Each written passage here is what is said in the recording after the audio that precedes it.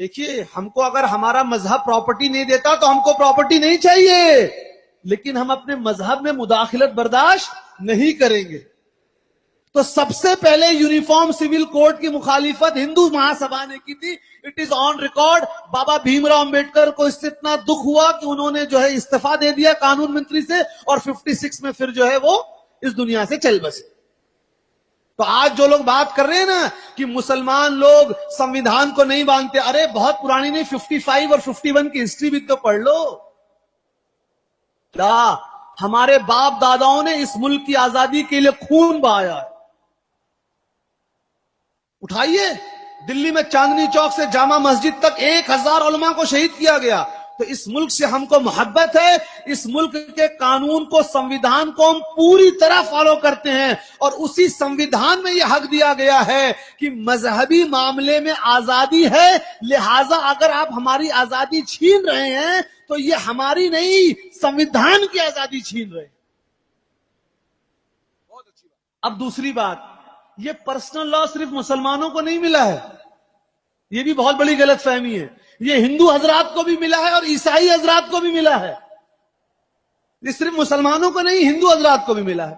अब मजे की बात सुनिए, बराबरी का हक। लॉ स्टूडेंट होते तो बहुत मजा आता मुझे बात करने में। अभी अलीगढ़ मुस्लिम यूनिवर्सिटी में 5 दिन पहले लेक्चर था लॉ फैकल्टी में, बच्चों ने, लॉ के स्टूडेंट्स ने कराया था। बहुत अच्छा मतलब खिताब रहा, क्योंकि वहां बड़ा मजा आया सवाल जवाब के सेशन में। भाई बराबरी की बात हो रही है ना, आइए अब बात करें। 1950 का प्रेसिडेंशियल ऑर्डर क्या कहता है? कहता है हिंदुस्तान में जो पिछड़े लोग हैं, वो पिछड़े लोगों को रिजर्वेशन दिया जाएगा, सीट आरक्षित की जाएगी, हरिजन हजरात को, शेड्यूल कास्ट को। और आगे क्लॉज क्या लगाया गया? ये पिछड़े लोग सिर्फ हिंदू धर्म से इनका ताल्लुक होगा, ईसाई धर्म के पिछड़े लोगों को और मुसलमान धर्म के पिछड़े लोगों को कोई रिजर्वेशन नहीं मिलेगा। अब आर्टिकल 14 का क्या हुआ?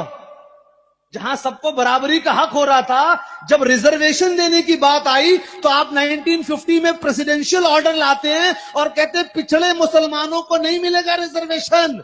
ये तो पूरा मजहब के बिना पे रिजर्वेशन है, और आप इक्वलिटी की बात कर रहे हैं। 1950 का presidential order is fully based on religion, and then you are talking about equality based on nationality. Then why are you bringing this law based on religion?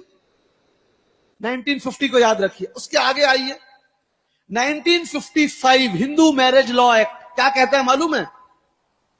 एक हिंदू लड़का और एक हिंदू लड़की में शादी तभी हो सकती है जब बाप की तरफ से 7 गोत्रों में और माता श्री की तरफ से 5 गोत्रों में कोई रिश्तेदारी ना हो। ये सबको मालूम होगा, मालूम है आपको। लेकिन आगे एक क्लॉज लगाया, however in those areas where it is acceptable it can be carried out। जिन इलाकों में यह होता है वहां यह कानून नहीं लगेगा, वहां के लोग कर सकते हैं। यानी आप समझ रहे हैं क्यों लगाया गया ये क्लॉज? क्योंकि हिंदुस्तान के साउथ इंडिया के 4 स्टेट, केरला, तमिलनाडु और कर्नाटक, आप यहां राजस्थान में हिंदू धर्म में कोई लड़का अपनी चचेरी बहन या ममेरी बहन या फुफेरी बहन से शादी कर सकता है? नहीं कर सकता। हम पूरी तरह कबूल करते हैं। क्यों? ये उनके धर्म का कानून है, हम उनके धर्म के कानून की इज्जत करते हैं। ये उनका मामला है, हमको बोलने का कोई हक नहीं। लेकिन साउथ इंडिया में ये 4 स्टेट में हिंदू धर्म के लोग अपनी चचेरी बहन, ममेरी बहन और फुफेरी बहन से शादी कर सकते हैं। साहब, आप अपने मजहब का अभी तक तो एक कानून बना नहीं पाए हैं, अपने मजहब का। नॉर्थ इंडिया के हिंदू हजरात चचेरी, ममेरी, फुफेरी बहन से शादी कर सकते नहीं कर सकते, साउथ इंडिया में कर सकते हैं। आप अपने मजहब का एक कानून बना नहीं पाए हैं और चरे पूरे मुल्क के लिए एक कानून बनाने। और सुनिए, उसी 1955 मैरिज लॉ एक्ट में अंकल कांट मैरी नीस, से शादी नहीं कर सकता। ठीक है, हम मानते हैं। फिर आगे क्लॉज लगा दिया, however in those areas where this custom is prevalent it can be done। लेकिन कुछ इलाके जहां पर यह प्रथा, कस्टम, जहां पर यह प्रथा चल रही है वहां पर हो सकता है। ये क्यों लगाया? क्योंकि नॉर्थ इंडिया में मामा और भांजी की शादी नहीं हो सकती, सब लोग पढ़े लिखे हैं, अभी गूगलिंग कर लीजिए। आंध्र प्रदेश में, केरला में, तमिलनाडु में, कर्नाटक में मामा और भांजी की शादी होती है हिंदू धर्म में। इनफैक्ट मामा का पहला हक होता है भांजी पर, मामा ना बोलेगा तभी वो किसी और से कर सकती है। अभी चेक करें भाई, अगर आपके पास है तो अभी चेक कर लें। मैं डंके की चोट पे बोलने वाला आदमी हूं।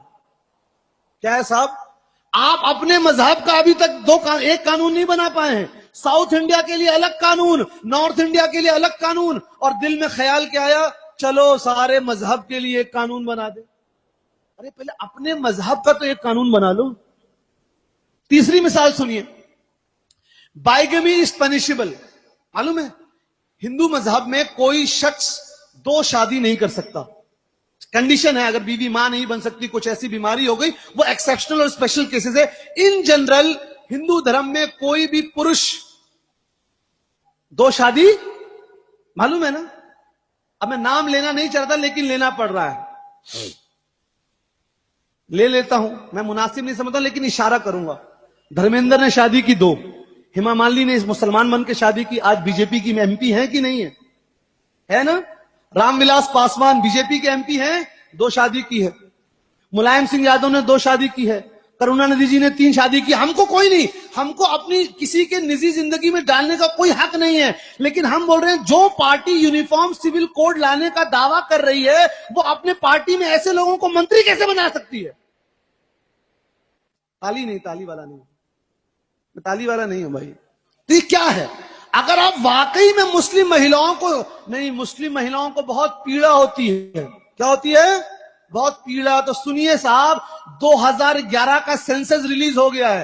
हिंदुस्तान में 19 लाख, कितनी, 19 लाख हिंदू महिलाओं को उनके पतियों ने छोड़ दिया है तलाक देकर। कितनी, और मुसलमानों की 8,50,000। ये 2011 का सेंसस बोल रहा है, उठाकर देखिए। तो अगर आपको महिलाओं के बारे में इतनी फिक्र है तो मुस्लिम महिलाओं को आरक्षण दे दीजिए। अखलाक जो मारा गया उसकी अम्मा को नौकरी दे दीजिए। कश्मीर में जो मां बहनें बेवा हुई हैं उनको नौकरी दे दीजिए। पिछड़े वर्ग के मुसलमानों को, औरतों को नौकरी दे दीजिए, अगर वाकई औरतों से हमदर्दी है।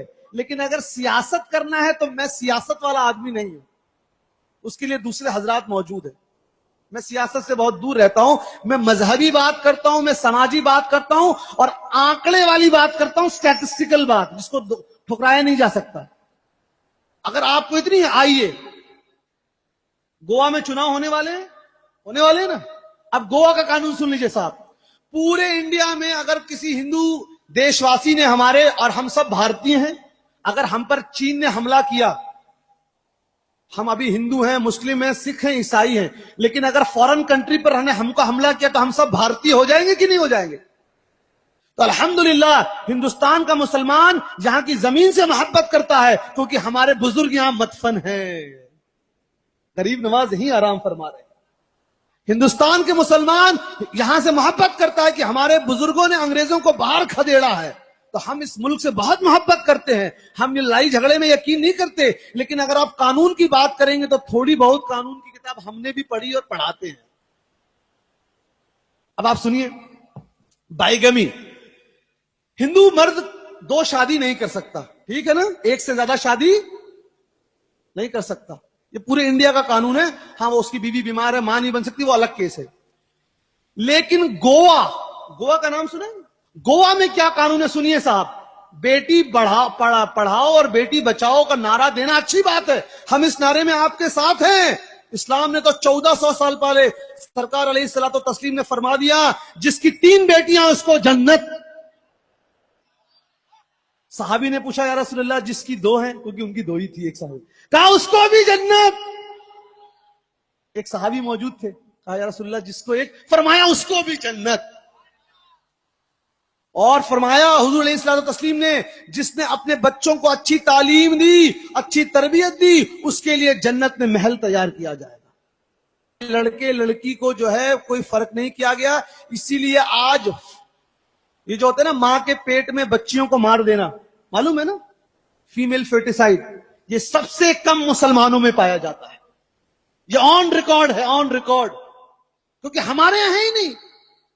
हुजूर अकरम सल्लल्लाहु ताला अलैहि वसल्लम की साहबजादी, उन्हीं से तो हम चला ना नसब, सैयदा फातिमा तो जहरा रदी अल्लाह अन्हा, उसी से हसनी और हुसैनी है ना हम लोग। तो हमारे ऐसा नहीं कि लड़का होगा तभी, नहीं, इस्लाम ने लड़की और लड़के सबको बराबर का हक दिया है, अल्हम्दुलिल्लाह, कोई डिफरेंशिएशन नहीं करता। खैर, गोवा का कानून सुनिए साहब। गोवा में कानून यह है, वहां अगर किसी हिंदू देशवासी ने हमारे शादी की और 25 अगर उसकी बीवी कोई बच्चा पैदा ना की, तो उसको पूरा इख्तियार है 25 साल के तक कि वो दूसरी शादी कर ले। और अगर 30 साल का पीरियड गुजर गया और उसकी बीवी ने कोई बेटा पैदा नहीं किया, सिर्फ बेटी पैदा कर रही है, तो उसको पूरा इख्तियार है कि वो दूसरी शादी कर ले। ये कौन सा कानून है? अगर आपकी बीवी एक सिर्फ बेटी पैदा कर रही है तो गोवा में उस हिंदू को पूरा हक है कि वो दूसरी शादी कर ले, मुसलमान नहीं कर सकता। गोवा के मुसलमान पर एक वहां पे पोर्चुगीज लाए, वक्त नहीं है, मैं ज्यादा नहीं चाहता हूं। गोवा में स्पेशल कानून है, पोर्चुगीज कानून है, वहां के हिंदुओं पर भी अलग कानून है, वहां के मुसलमानों पर भी अलग कानून है। अभी तक आप अपने मुल्क के तमाम सूबों में एक कानून नहीं बना पाए हैं, और हमारे मजहबी मामले में आपको मुदाखलत करने का क्या शौक है साहब, बताइए। और सुनिए, आर्टिकल 371 BNG क्या है भाई? नागालैंड और मिजोरम, नाम सुना होगा ना, यहां पर जमीन की सेल और बेचना, बिजनेस ट्रांजैक्शन, अगर किसी ने कोई कत्ल कर दिया, यहां तक कि वहां कई मामलों में CRPC नहीं लगता, क्रिमिनल लॉ नहीं लगता। मिजोरम और नागालैंड जो भारत का हिस्सा है, अभिन्न अंग है, वहां पर अभी तक भारत का पूरा कानून लग रहा नहीं है, और आप चले हमारे मजहबी कानून में मुदाखलत करने। क्या भाई ईमानदारी इसी को कहते हैं? अगर आपको वाकई लगता था कि भाई मुस्लिम महिलाओं पर उत्पीड़न हो रहा है, तो आप उलमा की, दानिश्वरों को, मुख्तलिफ तंजीमों की, खानकाहों की, इदारों की, बड़े मदरसों के लोगों की एक मीटिंग बुलाते और कहते कि भाई देखो ये हो रहा है, ये प्रॉब्लम है। लेकिन ये तब होता जब दिल में वाकई काम करने की ख्वाहिश होती। यहां तो है 2.5 साल बीत चुके हैं, हमने वादा किया था अपने इलेक्शन मैनिफेस्टो में, क्या? We will implement uniform civil code since we have been unable to provide 15 lakhs in each and every person's account, since we have been unable to provide uniform civil code, this is a token of gift। हम 15 लाख तो दे नहीं पाए किसी को, हर जो दावा किया था देने का, हमने कहा था कि हम यूनिफॉर्म सिविल कोड लाएंगे, वो तो ला नहीं पाए।